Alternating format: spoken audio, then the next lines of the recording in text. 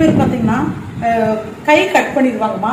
கை cut பண்ற போது நிறைய லேடிஸ் நான் சொல்லி கொடுத்து இத்தனை வருஷமா நான் கிளாஸ் எடுத்துட்டு இருக்கிறேன்.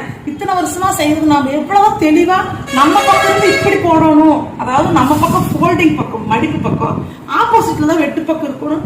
எத்தனை தடவை எவ்வளவு சொல்லி கொடுத்தாலுமே பக்கத்துல இருந்து சொல்லி கொடுத்தாலுமே அவங்க கரெக்டா நம்ம முன்னாடி உட்காந்து இங்கிருந்து இப்படி எடுத்து வைப்பாங்க. அதாவது இளம் அடிப்பாங்க தெரியல, சாப்பிட்டுட்டு வேண்டாம் வேணும் அப்படின்னு மடிப்பாங்க. அந்த மாதிரி இவங்க என்ன பண்ணிடுவாங்க, இலைய தப்பா மடிச்சுக்குவாங்க, ஆனா துணிய கரெக்டா இங்கிருந்து தப்பாவே மடிச்சு வைப்பாங்க. எனக்கு வேணும் அப்படிங்கிறோம்.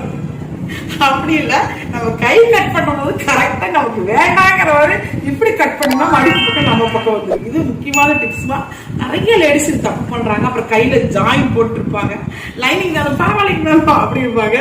அது ரொம்ப கொஞ்சம் கஷ்டமா இருக்கு. எனக்கு இவ்வளவு தெளிவா நம்ம சொல்லி தந்துமே தப்பு பண்றாங்களே அப்படிங்கிற ஒரு ஃபீலிங் வரும். அது ஒரு விஷயமா.